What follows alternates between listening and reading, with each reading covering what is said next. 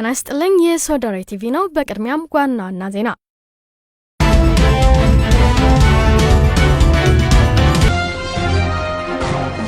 የኢትዮጵያና ደቡብ አፍሪካ አየር መንገደኞችን መቀባበል ሊጀምሩ ነው። በጋና 3600 እንግዶችን ያሳተፈው የዓለማችን ረጅሙ የራት ጠረጴዛ አዲስ ክብረ ወሰን ሰብሯል። መሰረቱን ከመሬት ይልቅ በህዋ ላይ አድርጎ የሚገነባው ሰማይ ጠቀስ ህንጻ ዲዛይን ይፋ ሆነ። ወደ ዝርዝር ዜናው እናልፋለን። ቆይታችሁ ከሶደሬ ቲቪ ጋር ይሁን።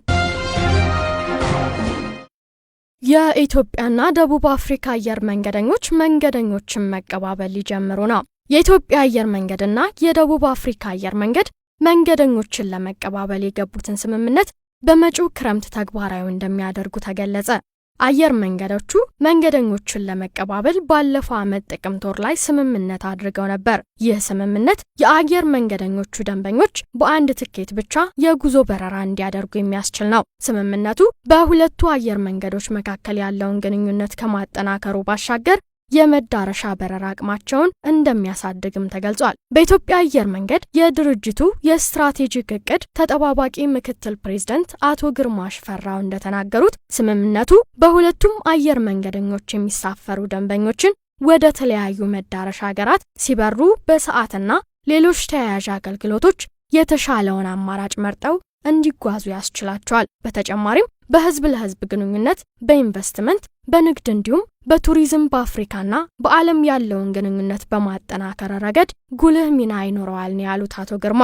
የደቡብ አፍሪካ አየር መንገድ የንግድ ተጠባባቂ ኃላፊ አሮን ሙንተሲ በበኩላቸው በአፍሪካ በትርፋማነት በፈጣን እድገት ላይ ከሚገኘው የኢትዮጵያ አየር መንገድ ጋር ወዳጅነታችን በማጠናከራችን ደስተኞች ነን ብለዋል። የመንገደኞች ቅብብሎሽ አገልግሎት ስምምነት የጋራ ደንበኛ ለሆኑ ተሳፋሪዎች ከነባር መዳረሻዎች በተጨማሪ ደርባን፣ ኬፕታውንና ቶሮንቶ እንዲጓዙ የሚያስችል እንደሆነ ጠቁመዋል። የመንገደኞች ቅብብሎሽ ስምምነቱ ወደ ተለያዩ የበረራ መዳረሻ ሀገራት እንደሚያድግም ተገልጿል። የኢትዮጵያ አየር መንገድ በአሁኑ ወቅት በዓለም አቀፍ ደረጃ 95 በአገር ውስጥ ደግሞ 20 መዳረሻዎች አሉት። በጋና 3600 እንግዶችን ያሳተፈው የዓለማችን ረጅሙ የራት ጠረጴዛ አዲስ ክብረ ወሰን ሰብሯል። በጋና ረጅሙ የራት ጠረጴዛ 3600 ሰዎችን በማሳተፍ ዓለም አቀፍ ክብረ ወሰን ይዟል። በዚህም ኦንጋ በዓለማችን የረጅሙ ጠረጴዛ በሚል በዓለም የድንቃድንቅ መዝገብ ላይ ስሙ ሰፍሯል። በጋና የተቀመሙ ምግቦችን ለብዙሃኑ የአደባባይ ተመጋቢዎች የሚያዘጋጀው ኦንጋ ኩባንያ 5ኛ ዓመት የምስረታ በዓላቸውን በሚያከብሩበት ወቅት ነው ጠረጴዛውን ይፋ ያደረገው። ይህ ጠረጴዛ ማንኛውም ሰው እንደሚያስበው ሳይሆን 1928 ሜትር ርዝመት አለው። የራት ግብዣውና የጠረጴዛ እይታው የተካሄደው በአንካራ የነጻነት አደባባይ ነው። የኦንጋ የምግብ አዘገጃጀትም ጠረጴዛቸው በድንቃድንቅ መዝገብ ላይ በመስፈሩ ደስታቸውን ሲገልጹ አምሽተዋል። በስፍራው በረጅሙ ጠረጴዛ ዙሪያ ለራት የተሰበሰቡ ጋናውያንና የውጭ ሰዎች በዚህ አስገራሚ ዕለት የተዘጋጀውን ይህን ጣፋጭ ራት ስለተመገብን ኩራት ይሰማናል ሲሉ አስተያየታቸውን ሰጥተዋል። ከዚህ በፊት የዓለማችን ረጅሙ የራት ጠረጴዛ ሪከርድ በሳውዲ አረቢያን የምግብ አዘጋጅ አፊያ ኩባንያ የተያዘ ነበር። መሰረቱን ከመሬት ይልቅ በህዋ ላይ አድርጎ የሚገነባው ሰማይ ጠቀስ ህንጻ ዲዛይን ይፋ ሆነ። በኒውዮርክ መቀመጫቸውን ያደረገው የኪነ ህንጻ ቢሮ መሰረቱ በአስትሮይድ ምህዋር ላይ የሆነ ህንጻ ለመስራት አቅዷል። የህንጻው መሰረትም ፀሐይም በሚዞሩ አስትሮይዶች ምህዋር ላይ ያርፋል ነው የተባለው።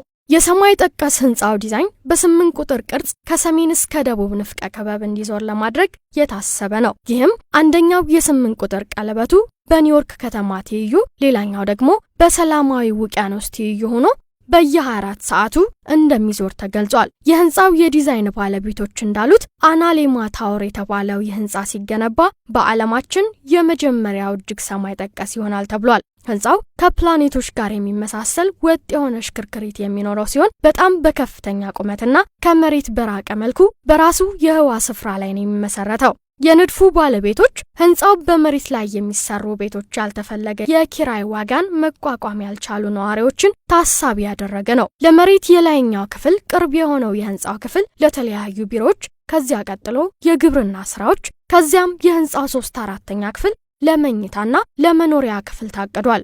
ህንጻው አሁን በመሬት ላይ ያሉ ሰዎች ከሚያገኙት የቀን ብርሃን በተጨማሪ ከመሬት በብዙ ማይሎች ርቀት ላይ ስለሚገነባ 45 ደቂቃ ተጨማሪ የቀን ብርሃን ማግኘት ያስችላል። እንዲሁም ከአካባቢ ጋር ተስማሚ ሲሆን የጠፈር የኃይል ምንጮችን ይጠቀማል። በቀለሙም ከህዋ ጋር የሚመሳሰል ነው ተብሏል። ህንፃው ሲገነባ በውስጡ የሚኖሩ ሰዎች ውሃን ከደመናና ከዝናብ የሚያገኙ ሲሆን ቆሻሻ ውሃን ወደ መሬት ወይም ወደ ቀሪው የህዋ አካል የማይለቁ ሲሆን መልሰው የሚጠቀሙበት ስርዓትም ይዘረጋል። ሆኖም የህንፃው ዲዛይን ባለቤቶች ሰዎች ከህንፃው እንዴት እንደሚወጡና እንዴት እንደሚገቡ ያሉት ነገር የለም። የመስኮቱን የውጭ ክፍል ማን ያጸዳዋል የሚለውንም እስካሁን ዲዛይነሮቹ አልገለጹም።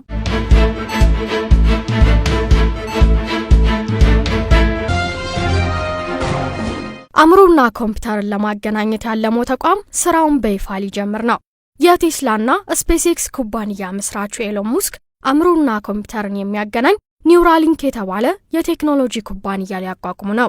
ሰዎች በአእምሯቸው ውስጥ ያሉ በቢሊዮን የሚቆጠሩ ሀሳቦች በኮምፒውተር ላይ ማግኘት እንዲችሉ ለማድረግ ነው የኩባንያው ዓላማ። ይህ ምናልባትም ግራ ሊያጋባ የሚችል ሀሳብ ቢሆንም ኤሎን ሙስክ ግን አሳካዋለሁ እያለ ነው። በዚህም የሰዎችን የማስታወስ አቅም ለማዳበርና መዘንጋት በሚከሰትበት ወቅት ሰዎች የጠፏቸውን ሀሳቦች አእምሯቸውን ከኮምፒውተር ጋር በማገናኘት የሚያስታውሱበት መንገድን ይከፍታል። በሰዎች አእምሮ ላይ ሰው ሰራሽ መሳሪያዎች አጋዥ የአንጎል ክፍል ለማድረግ እቅድ አለው። ይህ የሚሆነው መልእክት አቀባባይ ኤሌክትሮዶችን በአንጎል ክፍል ላይ በመግጠም ሰዎች የሚፈልጉትን ያህል መረጃ በአእምሯቸው ውስጥ እንዲጭኑ ወይም ከአእምሯቸው ወደ ኮምፒውተር እንዲያስተላልፉ ያደርጋል። በዚህም አእምሮ መሳትና የመርሳት ችግሮችን ለመቅረፍ አልሟል። ኒውራሊንክ ኩባንያ በካሊፎርኒያ ባለፈው ሐምሌ ወር በሕክምና ምርምር ተቋምነት ተመዝግቦ የሚንቀሳቀስ ድርጅት ነው።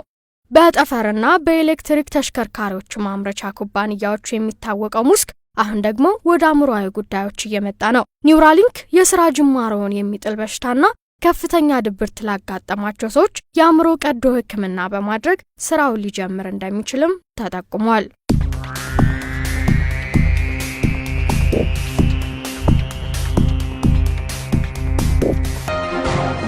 ሰዎች ሳያስቡት በአቅራቢያቸው ያሉ ሰዎችን ባህሪ እንደሚላበሱ አንድ ጥናት አመለከተ። የፈረንሳይ ዓለም አቀፋዊ የጤናና የሕክምና ምርምር ኢንስቲትዩት ተመራማሪዎች የሰዎች የባህሪ ወይም የአእምሮአዊ ተግባራት ለውጥ እንዴት እንደሚከሰት አረጋግጠናል ብለዋል።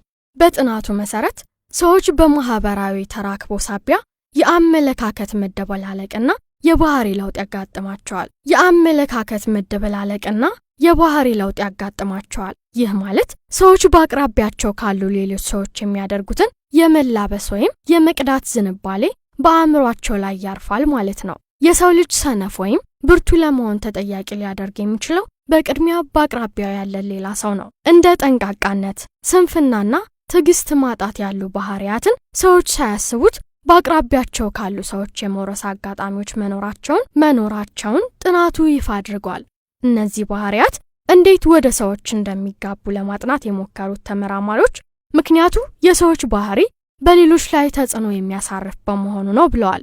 የሰዎች አመለካከት ወይም የአእምሮአዊ ተግባራት ለውጥ በአቅራቢያቸው ባሉ ሌሎች ሰዎች ተጽዕኖ እንደሚከሰት በሂሳባዊና ስነ ልቦናዊ የጥናት ስልት ግኝታቸውን ገልጸዋል። በጥናቱ 56 ሰዎች የተሳተፉ ሲሆን እነኚህ ሰዎች የሚሰጡት ውሳኔ ፍጥነትና መዘግየት ለሁኔታዎች ያላቸው ስሜት በሙሉ ተጠንቷል።